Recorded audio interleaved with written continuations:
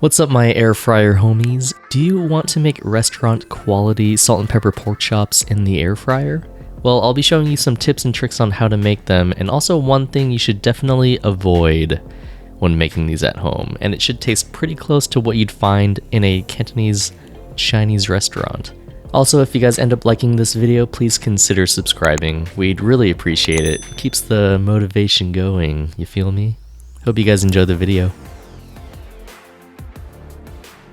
So the first thing we're going to do is prepare some pork loin. You can also use pork chops, bone-in or boneless if you want. I got like 8 pounds of pork loin at Costco for like $8 on sale. It was kind of crazy.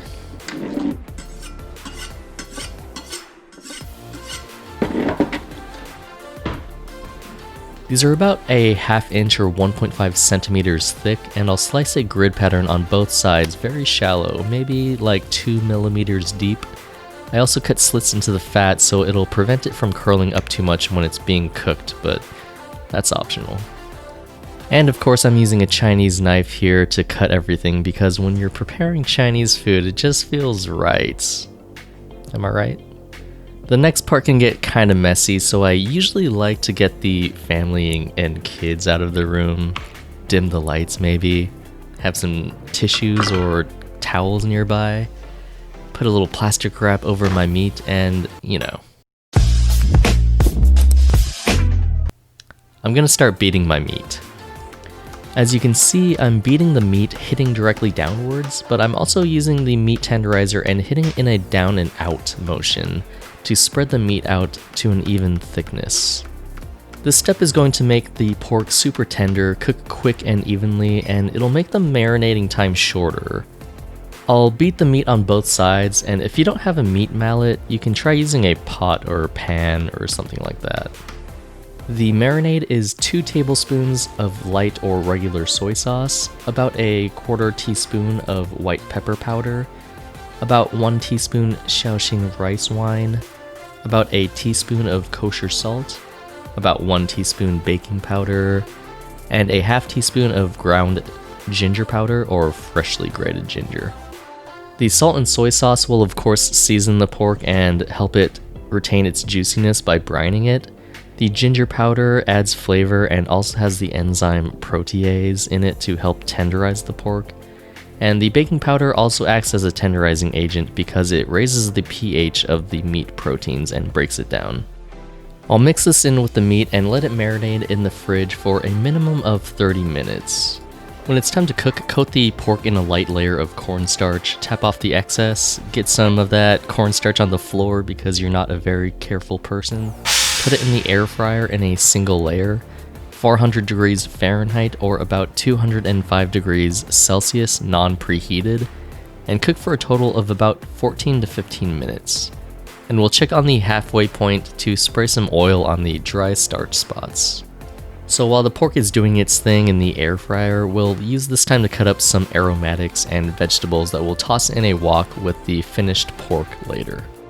Cut open a red bell pepper and remove the ribs and give it a dice.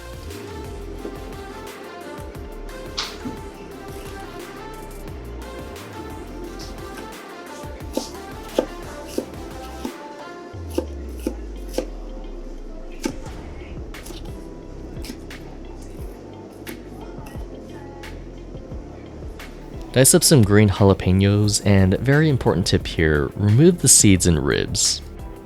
I was too lazy to remove them because I thought I could handle the spice, but as I was eating the dish, it was actually way too spicy, and it was burning going down, and I was really questioning my decision-making skills in life.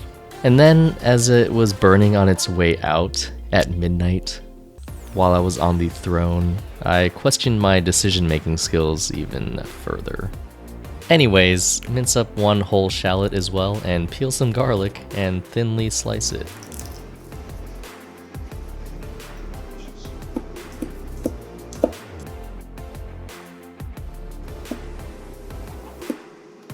Here's what the pork is looking like at the halfway point, and we're just gonna spray some oil on the dry starch spots on the top, and usually we don't have to worry about the starch on the bottom because the juices and some of the fat will have made its way down to hydrate that starch during the air frying.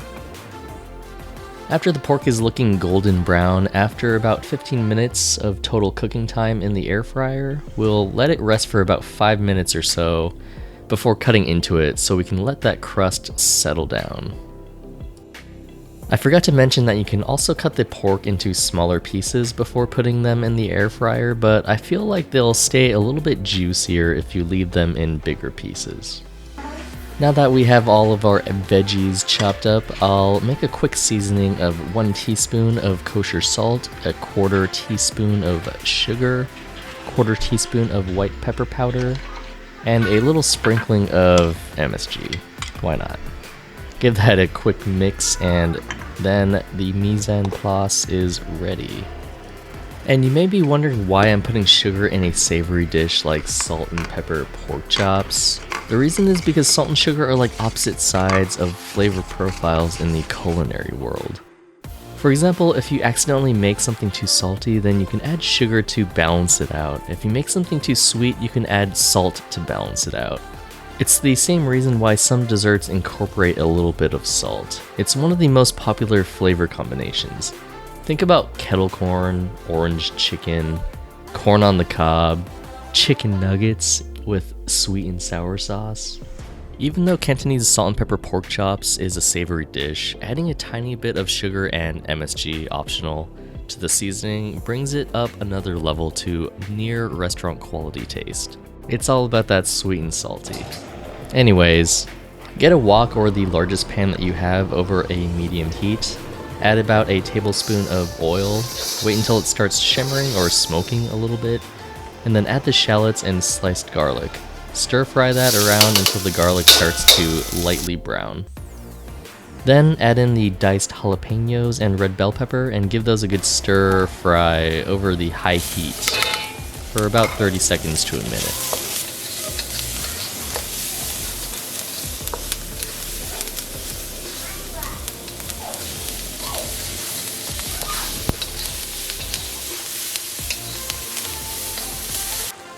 Add about half of the seasoning to the vegetables and give it a good mix. And then stir in the fried pork chops, and then put in the rest of the seasoning and give it a good toss to combine. After that, it's all done. My wife said it tasted pretty similar to the Cantonese restaurants around here, and she's from Hong Kong. And besides burning my butthole off, it turned out pretty good. And hope you guys enjoyed the video. Don't forget to throw a like or comment on here if you found it useful, and we'll see you guys next time.